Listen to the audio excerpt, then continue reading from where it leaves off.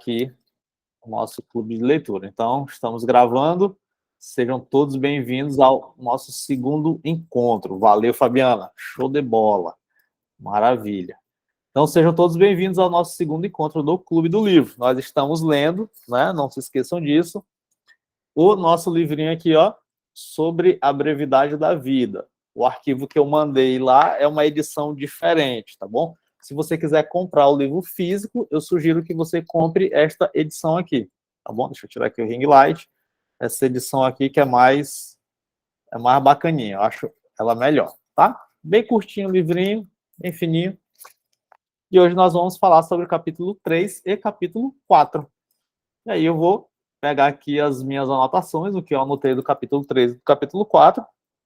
Não vou ler nenhuma frase desses dois capítulos diretamente, mas eu quero contextualizar o que esses capítulos eles estão nos dizendo e o que a gente pode aprender aqui nessa semana, tá bom? Então, o Sêneca ele vai dizer o seguinte, que há uma obscuridade na mente humana, ele vai chamar assim, eu achei interessante como ele diz isso. Ele vai dizer assim, ó, existem pessoas, ele vai generalizar, ele vai dizer que as pessoas, né, as pessoas não suportam que as suas propriedades sejam ocupadas por ninguém, mas permitem, entretanto, que outros, né, outros indivíduos, outras pessoas invadam as suas próprias vidas. Pior, né, eles mesmos introduzem os seus futuros donos.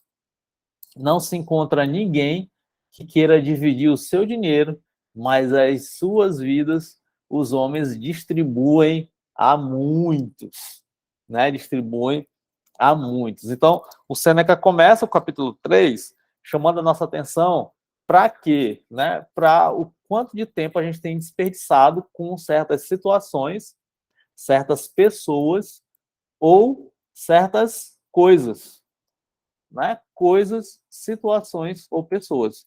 Então, a gente perde muito tempo com isso, não é verdade? Então, quando a gente pensa na nossa vida, a gente precisa avaliar o quanto de tempo foi arrancado por certas coisas, o quanto de tempo foi arrancado por certas situações, né? E o quanto de tempo foi arrancado por certas pessoas.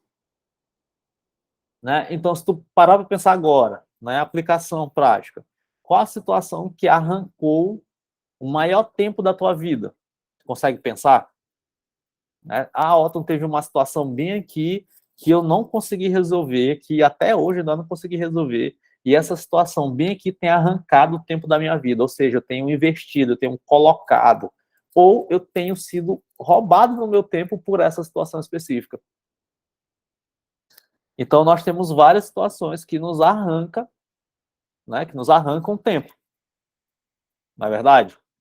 Então, hoje, talvez você tenha aí alguma situação que esteja roubando o teu tempo. Né? Se a gente prestar um pouquinho de atenção, existem certas situações que roubam o nosso tempo. E aí, hoje, você talvez, né, esteja com uma situação assim, parecida. Poxa, Otton, eu tenho uma situação neste exato momento que está roubando meu tempo. Então, fica de olho, né? Porque essa já é a nossa provocação inicial. Então, você pode ter o tempo roubado, o teu tempo de vida roubado, arrancado por certas situações. Outra opção, né? Que sentimento que você vive ruminando e que gasta e que consome toda a tua energia, todo o teu tempo. Então, nós também temos certos sentimentos que roubam o nosso tempo, roubam a nossa vida. Não é assim? Ah, eu tô pensando aqui num sentimento específico e aí esse sentimento eu fico ruminando esse troço aqui, tem, sei lá, 20 anos que eu tô ruminando a mágoa que eu sinto pelo meu pai. Eu tô ruminando a mágoa que eu sinto pela minha avó, pelo meu tio. Eu tô há 30 anos preso nesse sentimento. E esse sentimento rouba a tua vida. Então, o Sêneca, ele tá chamando a atenção para a gente. O quanto que nós somos roubados, né? O quanto que as coisas, o quanto que as situações, o quanto que as pessoas, né? O quanto que os sentimentos roubam o nosso tempo, roubam a nossa vida. Então, a aplicação prática já é, e a provocação para essa sexta-feira é isso. Né? Então, situações. Primeiro ponto, sentimentos. Segundo ponto, Que pessoas que roubam a tua vida? Roubam o tempo da tua vida. Você talvez tenha desperdiçado, investido tempo numa relação que é furada, seja de amizades, né? Luciene está dizendo que rouba o nosso bem-estar, sem dúvida nenhuma, de amizades, né? Relacionamento afetivo amoroso, né? Então, existem relações que roubam tempo da nossa vida, roubam realmente a nossa vida. Não tem relação que assim, que desgasta, né? Uma vez eu tinha um amigo, quando eu tinha 19 anos, né? Eu tinha um amigo que, cara, ele gastava assim a minha energia ao máximo. E olha que para eu me irritar, assim, demora um pouquinho, né? Não sou uma pessoa que se irrita com facilidade, não. Eu tenho uma certa paciência. Eu sou bem paciente. Mas esse meu amigo, cara, ele me desgastava muito, né? Roubava assim, falava assim, meu Deus do céu, que diabo que dá oportunidade para esse cara aqui. Até que eu consegui me sair dessa amizade, né? Mas existem certas pessoas que também vão roubar a nossa energia, né? Evelyn está dizendo que muitas vezes vem na hora de dormir. Perfeito, perfeito. Valeu, Evelyn, por esse comentário. Né? Na hora de dormir, tu tá lá de boa, suave, e o que acontece? Vem lá um monte de pensamento, aí vem a situação, aí tu começa a ruminar, e isso acaba fazendo o quê? Isso acaba consumindo o teu tempo. Então, o quanto que da tua vida, o Sêneca nos pergunta aqui no capítulo 3, o quanto que da tua vida te roubaram sem que tu percebesse que perdi esse tempo. Então, se a gente for criar uma consciência agora, nesse exato momento, falar assim, velho, eu perdi muito tempo foi arrancado de mim, foi roubado de mim por essa determinada situação, por essas situações, né, por essas coisas bem aqui, né, por essas pessoas, por esses sentimentos. Então, poxa, então quanto tempo da minha vida eu desperdicei ou foi arrancado de mim, né, que, poxa, eu nem tinha consciência, né, eu nem percebia de maneira mais consciente. E aí hoje nós temos o celular, por exemplo, que é uma determinada coisa, né, um determinado objeto que rouba nosso tempo demais. Então, hoje, quais são os teus maiores roubadores de tempo? Então, tu pode prestar atenção assim, cara, nos últimos 2 meses. Né? Então, quais são os meus maiores roubadores de tempo?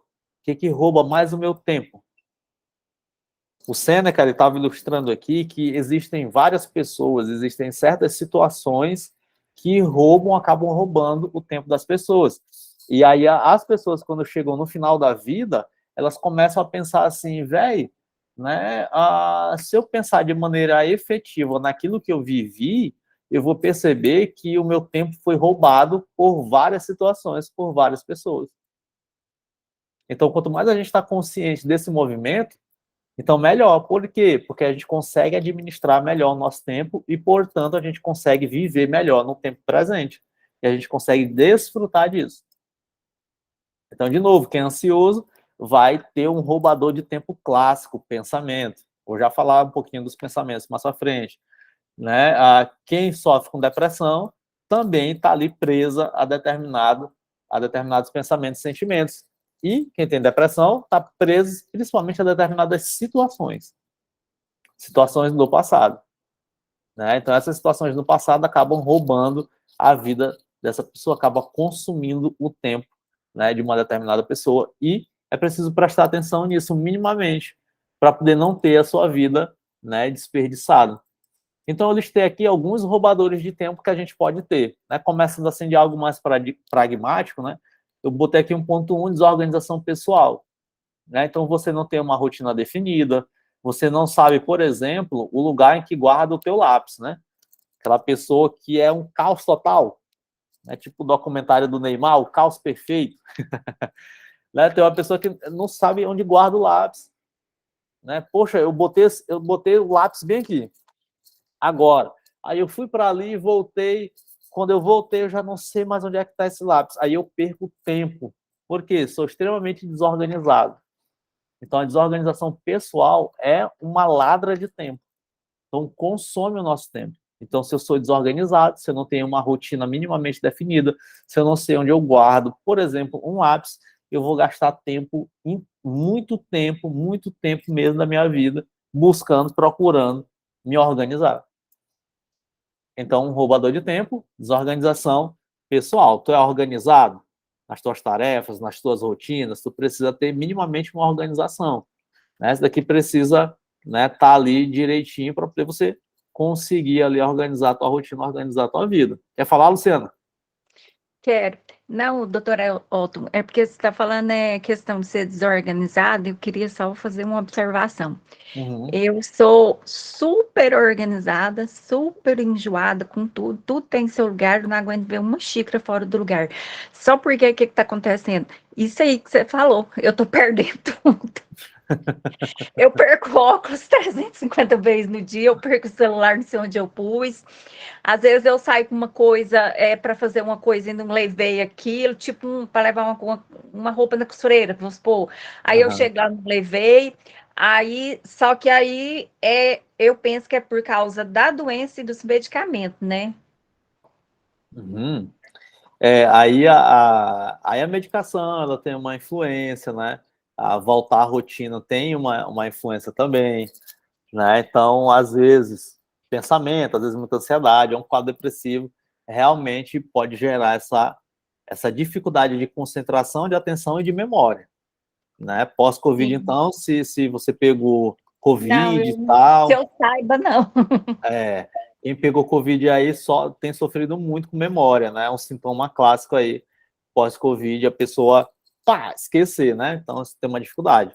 Né? Mas aí, ansiedade vai, sem dúvida nenhuma, causa essa dificuldade com a memória, depressão também causa, né? Fabiana está dizendo aqui que quando estava com depressão, esquecia muito. Isso.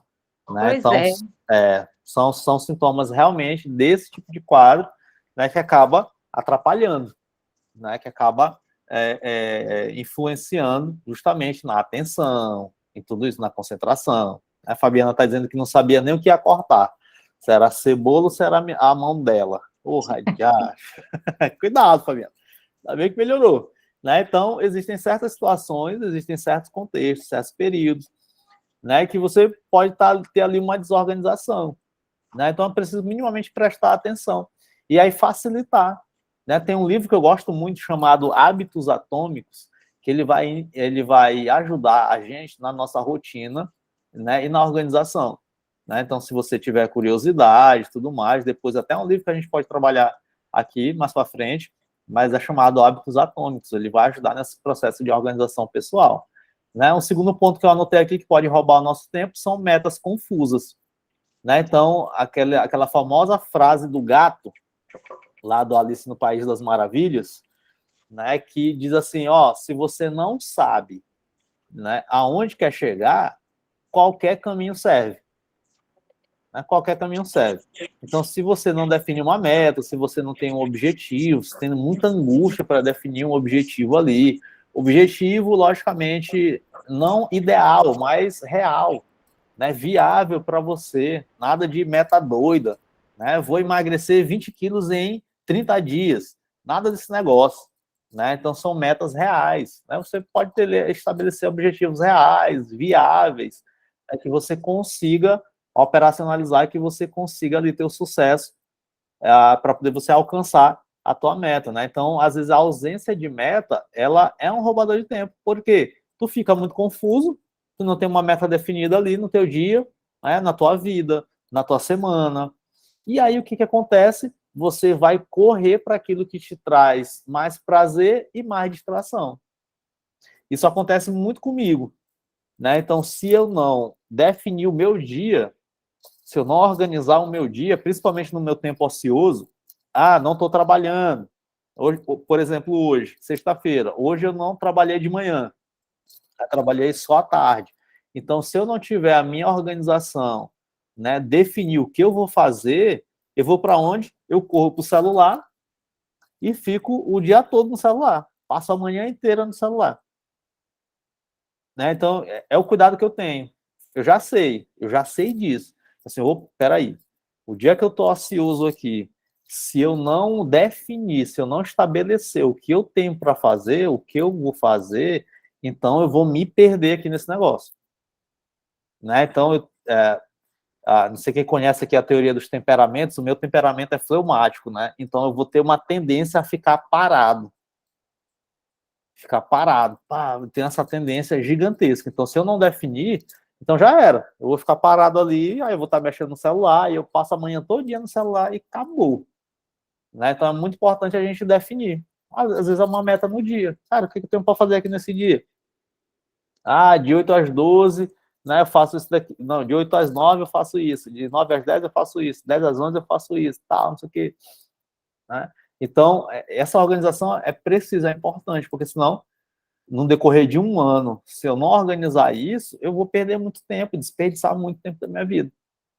Né? Então, é muito importante a gente ter ali uma meta mais ou menos, né, objetiva e clara para poder a gente se colocar em movimento.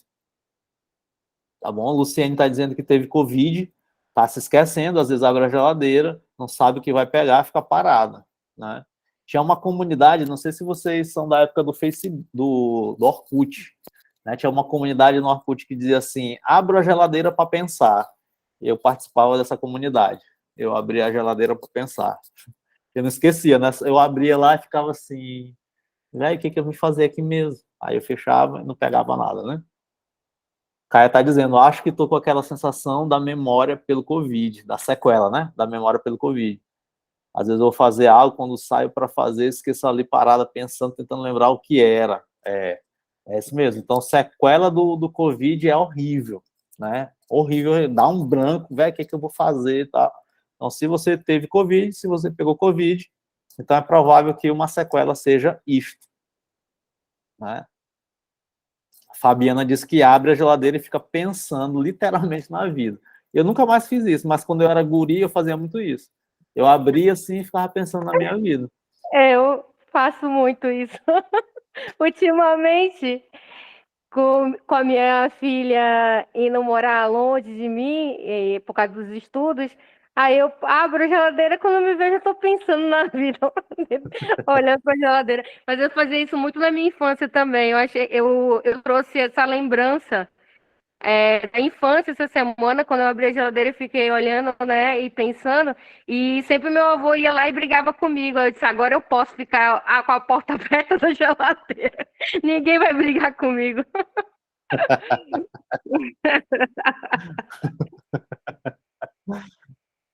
É desse jeito. Minha avó falava o seguinte, né? Eu morava com minha avó também, meus pais e minha avó, né? Minha avó me chamava de. Ela falava aqui no Maranhão, né? São Luís, antigamente era Semar, agora é Equatorial, né?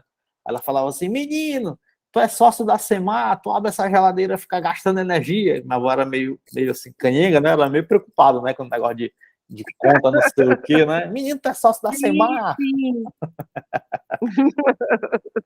Né? Então, ter essas metas confusas, então, acaba que a gente desperdiça o nosso tempo. Né? Outra coisa, conflito de prioridade. Né? Então, às vezes, a gente tem muita coisa para fazer, mas a gente não sabe o que é mais importante. Né? Então, velho, eu tenho uma porrada de coisa para fazer, mas o que é mais importante? Eu não sei. Aí eu fico perdido. Às vezes eu faço uma coisa aqui, outra coisa ali, outra coisa ali, outra coisa ali, outra coisa ali, outra coisa ali, e no final do dia eu não faço nada. Eu não termino, eu não concluo nada. Né? Isso daqui também pode ser sintoma de ansiedade, você começar um negocinho e não terminar, começar um negocinho e não terminar. Pode ser sintoma de déficit de atenção e hiperatividade também. Né? Então, se desde criança você começa uma tarefa e não termina, né, e vai para outra, tipo assim, eu acordei, aí eu lembrei, cara, eu tenho que estender a roupa. Aí eu vou, pego o balde de roupa, levo lá pro quintal, quando eu chego no quintal, eu olho o cachorro, aí eu já vejo, cara, o cachorro tem carrapato, eu vou tirar o carrapato. Aí eu tô tirando o carrapato do cachorro, daqui a pouco eu já olho o lixo ali, cara, não, tem que jogar o lixo fora. Aí eu vou pego a sacola de lixo, amarro a boca, eu vou até o portão. Quando eu chego lá no portão, eu vejo, ixi, o terraço tá sujo. Aí eu começo a varrer o terraço. Aí acaba o dia, eu abri um monte de tarefa e não concluí nenhuma. Né? Então, isso pode ser sinal de transtorno de déficit de atenção. Você precisa prestar atenção se de repente isso acontece. Ou desde criança, eu tenho esse tipo de comportamento.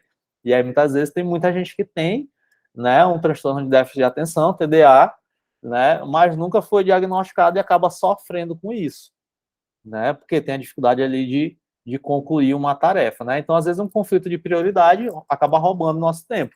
Então, a gente perde ali muito tempo porque eu não sei o que eu faço, né? Tem muita coisa para fazer, mas não sei o que é mais importante. Outra coisa, a incapacidade de dizer não, né? A incapacidade de dizer não. Então, tem muita gente que tem dificuldade em dizer não. Certo? Então, se você não quer desperdiçar a tua vida, aprender a dizer não vai ser essencial. Tá bom? Se você não quer desperdiçar a tua vida, aprender a dizer não é essencial, essencial, essencial. O Sêneca, inclusive, ele pontua isso daqui, né? Ele traz aqui o exemplo de, acho que é de um imperador romano, né? Do Divino Augusto, foi o primeiro imperador de Roma, o Divino Augusto. Ele traz esse exemplo dele, né? Que o Divino Augusto, como imperador, precisava, né? Precisava resolver muita demanda do império. Ele era imperador, né? Então ele precisava resolver muita demanda, né? E com isso, logicamente, por conta dessa função, ele não vivia a vida dele, né? Aqui tinha um serviço público ali que acabava impedindo o Divino Augusto de resolver de tocar a vida dele, né? Mas só que o que acontece? Hoje em dia a gente tem muita dificuldade de dizer não. Eu também já tive muita dificuldade de dizer não, né? Eu mudei essa mentalidade de dizer não. Anota aí outro livro que é muito bacana que você pode ler, chamado Essencialismo. Então eu aprendi a dizer não depois que eu li Essencialismo. Isso foi em que ano? Eu acho que foi 2019. Eu acho que foi quando eu li esse livro. Então, até 2019 ali, eu ainda tinha uma certa dificuldade em dizer não para as pessoas, né? Tinha muita dificuldade. Meu Deus, fulano vai me julgar, meu Deus, vai achar que eu sou uma péssima pessoa e tal. Então, tinha muita dificuldade de dizer não. Então, a incapacidade de dizer não vai fazer com que você possa desperdiçar a tua vida. Porque você vai estar fazendo... Nossa, isso daqui é muito forte. Você vai estar fazendo muita coisa para os outros. Você vai estar fazendo muita coisa para agradar os outros. E isso, médio e longo prazo, é causa de adoecimento. Então, a incapacidade de dizer não vai fazer você dedicar uma vida para outras pessoas de maneira neurótica. Não é de uma maneira saudável. Aí tem muita gente que quer normalizar, né, essa incapacidade de dizer não. Como? Racionalizando numa falsa moralidade, né? Então eu digo não, né, porque eu sou bonzinho. Mas na verdade tu diz não é porque tu tem medo de desagradar. É porque tu é dependente. É porque tu tem medo de rejeição.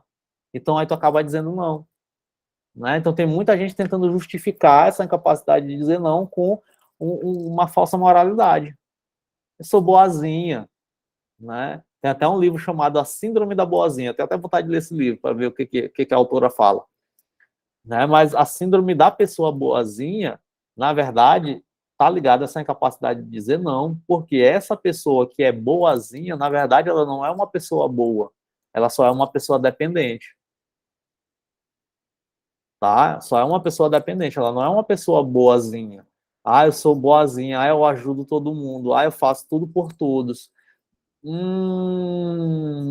Não é. Isso daqui, quando eu escuto no consultório a pessoa me dizendo assim, Otto, eu sou uma pessoa muito boa para todo mundo.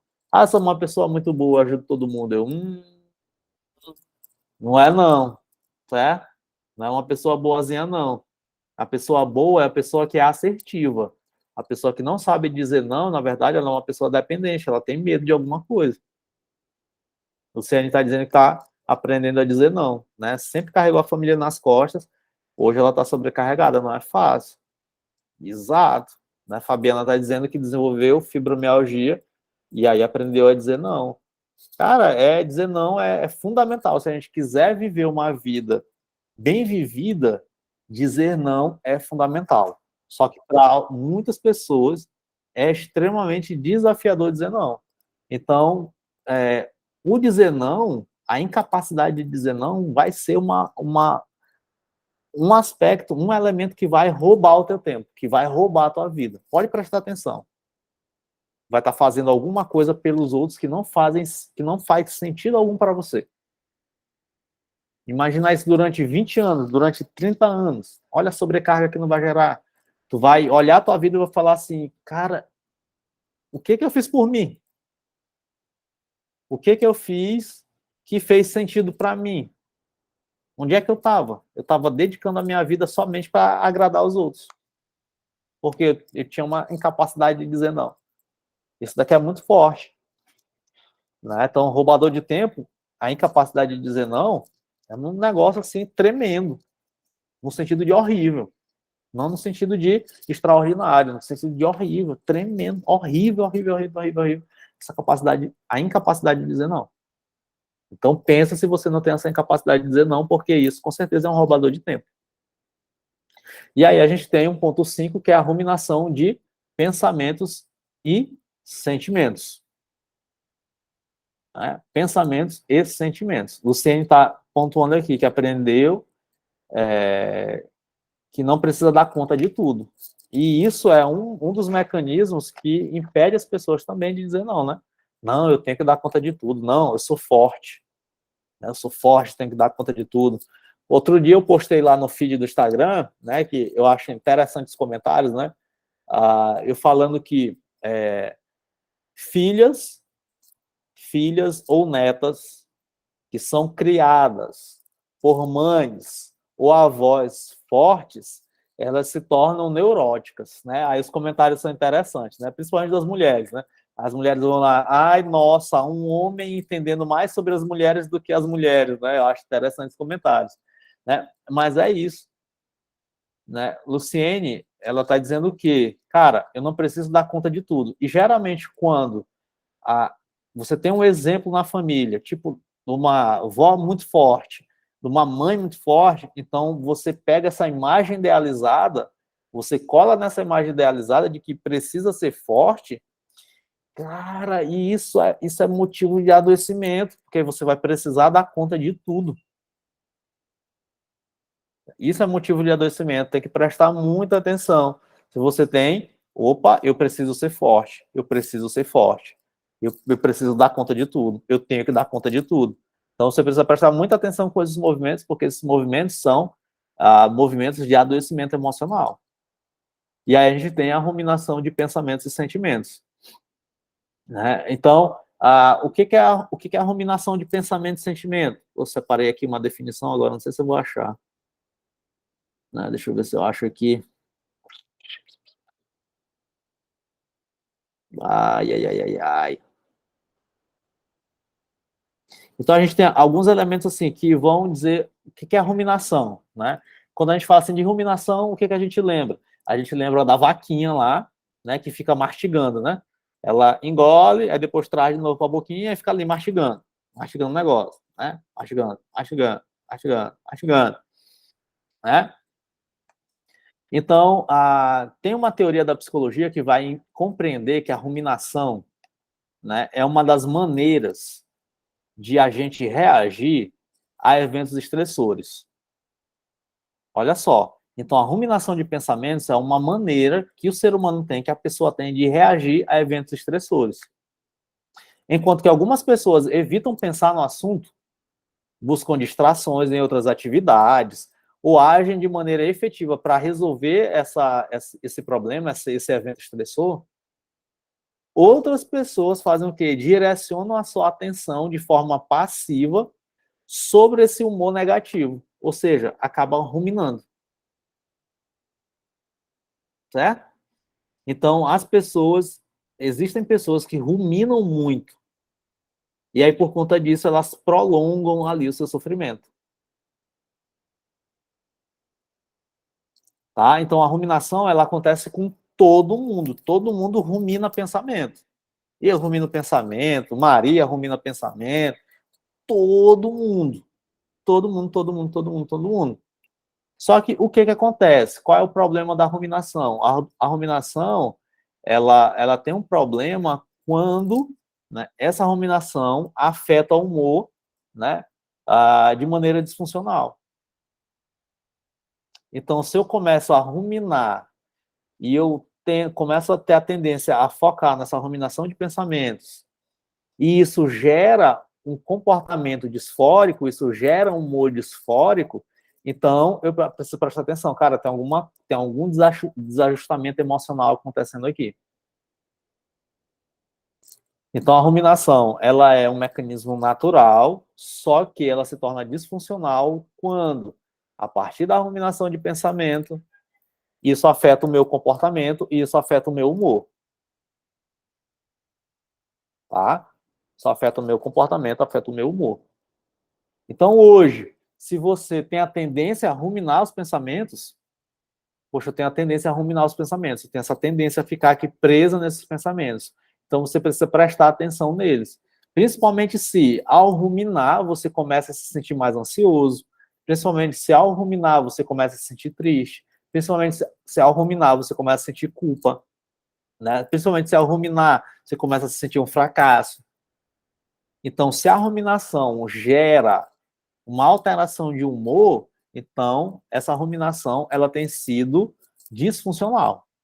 Ela passa do saudável, porque você cria um mecanismo, né, você cria um mecanismo que vai te manter tão somente ali na ruminação de pensamentos e vai evitar, né, e vai te tirar do olhar que pode solucionar aquele evento estressor, que pode solucionar o problema. Então tem muita gente que é assim, começa a ruminar esses pensamentos. Não é isso? E isso é um roubador, isso tem sido um dos maiores roubadores de tempo da nossa época. A pessoa ela fica pensando nesses, né, nesse fluxo de pensamentos, ela fica imersa nesse fluxo de pensamentos e ela fica imersa em determinados sentimentos. Então você precisa ter uma atenção. Aí aqui eu tenho o quê?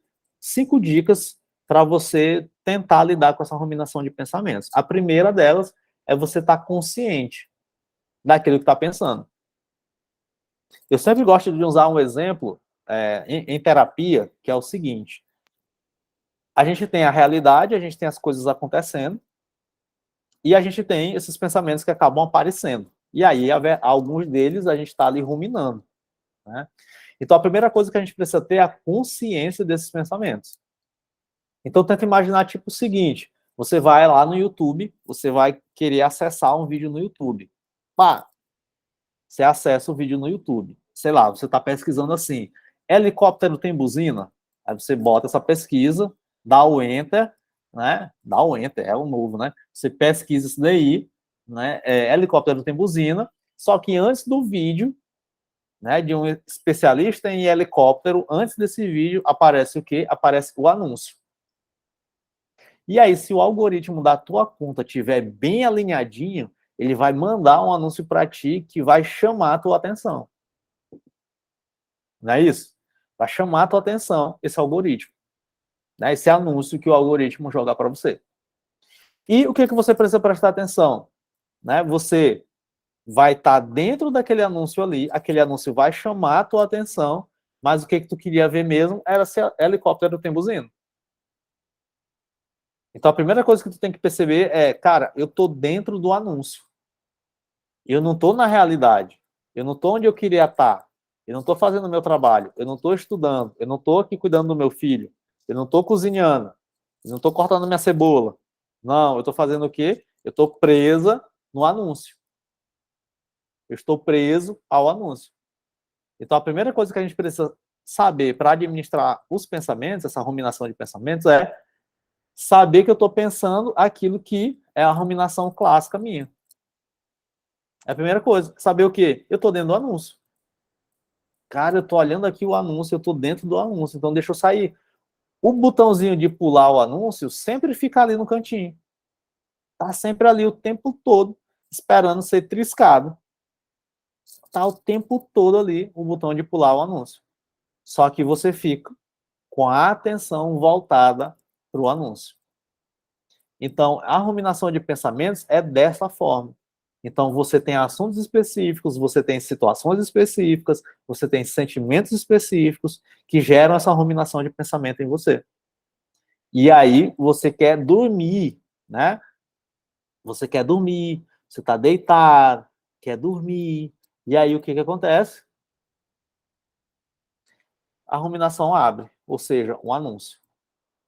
Então, a primeira coisa que você deve fazer é: eu estou dentro do anúncio.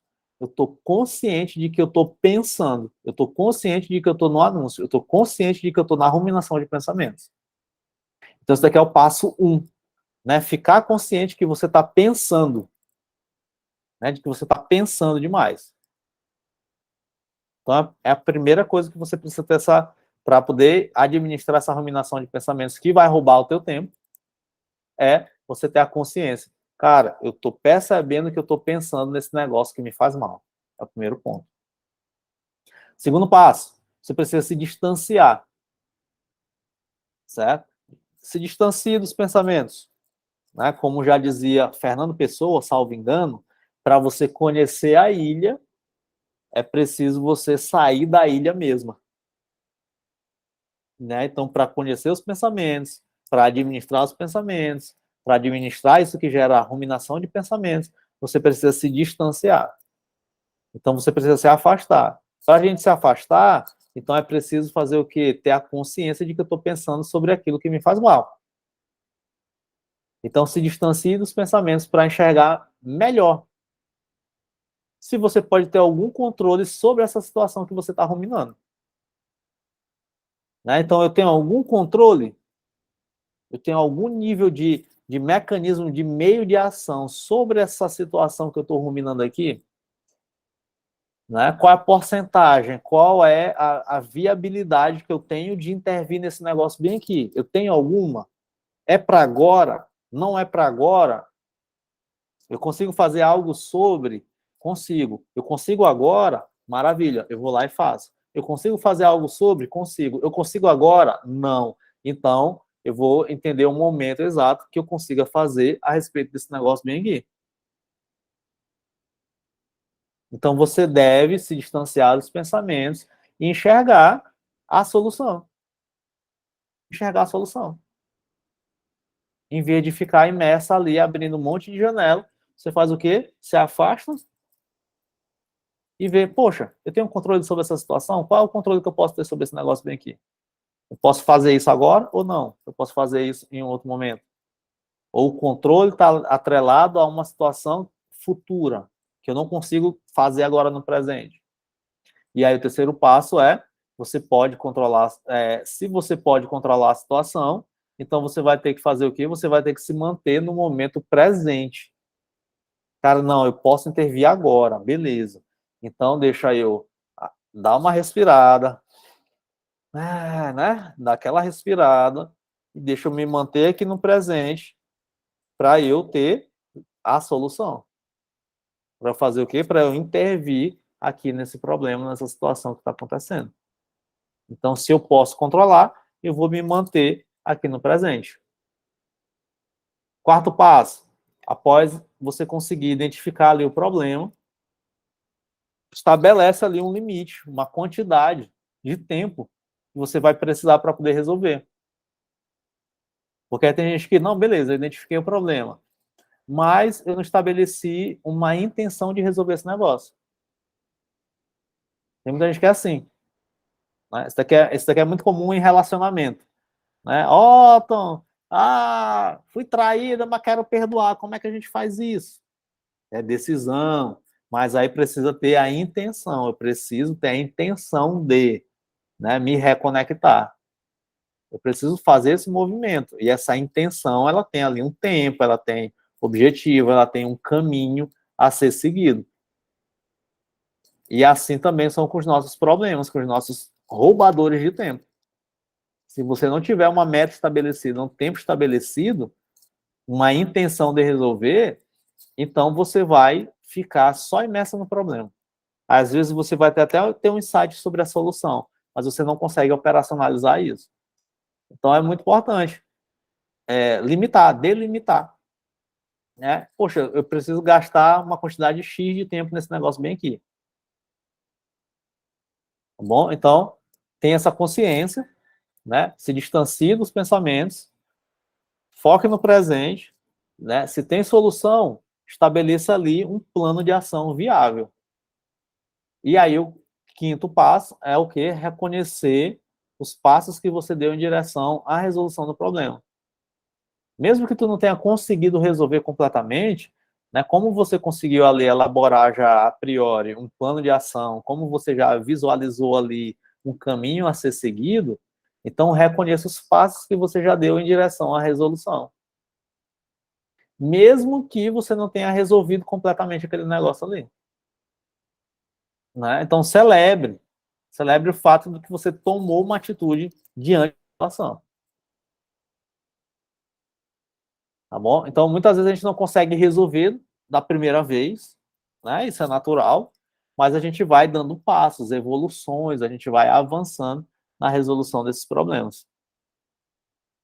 Tá bom? E problema aqui pode ser algo concreto, problema aqui pode ser um sentimento, problema aqui pode ser uma relação. Tá bom? Então, qualquer conflito emocional que esteja acontecendo, esses passos aqui você pode aplicar aí na tua vida. E isso, né, o Sêneca fala no capítulo 3, né? No capítulo 4, ele dá essa enfatizada, e eu já estou encerrando aqui, ele dá essa enfatizada no Divino Augusto, né? Que aí o Divino Augusto é aquela pessoa que tinha esse cargo público, né, de realizar tarefas para as outras pessoas, até o ponto que ele desejava fazer o quê? Ele desejava tão somente descansar disso tudo, né? Desejava descansar desse negócio todo, né? E ficar no ócio dele, tá bom? E aí aqui é o ponto da pessoa que deseja de repente agradar todo mundo, né? Que faz tudo por todos, né? E não faz por si. Então é preciso pensar um pouquinho nesse movimento, porque senão você vai se sentir sobrecarregado. Beleza, galera? Então é mais ou menos isso, tá bom? Do capítulo 3 e capítulo 4, essas lições que a gente pode aprender com o Sêneca. Certinho? Alguém quer falar alguma coisa?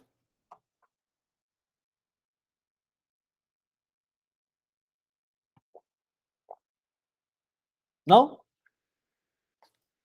Então é isso, né? Eu vou botar um artigo, só que aí aqui vai ser exclusivo para quem está na comunidade Dias Melhores. Eu vou botar um artigo sobre ruminação de pensamento, essa explicação, né? Lá na plataforma da comunidade Dias Melhores. Tá bom? Então eu vou colocar lá, a reprise vai estar lá na comunidade, e eu vou subir possivelmente amanhã a reprise do encontro de hoje. Eu vou subir amanhã lá na plataforma e vou compartilhar também no grupo no WhatsApp. Só que o grupo do WhatsApp vai ter até segunda-feira para assistir a reprise. Depois de segunda-feira, eu retiro aí a possibilidade de você assistir essa reprise, tá bom? Então, é isso daí. Fabiana fez um resumo, maravilha. Eu vou mandar também um resumo, igual eu fiz da vez passada em PDF, lá no grupo do WhatsApp. Se você não está no grupo do WhatsApp, entra lá no grupo do WhatsApp, o link está na bio do meu perfil, lá no Instagram. Então, beijinhos, até a próxima sexta-feira. Valeu, Valdirene, show de bola. Então, vou interromper aqui a gravação.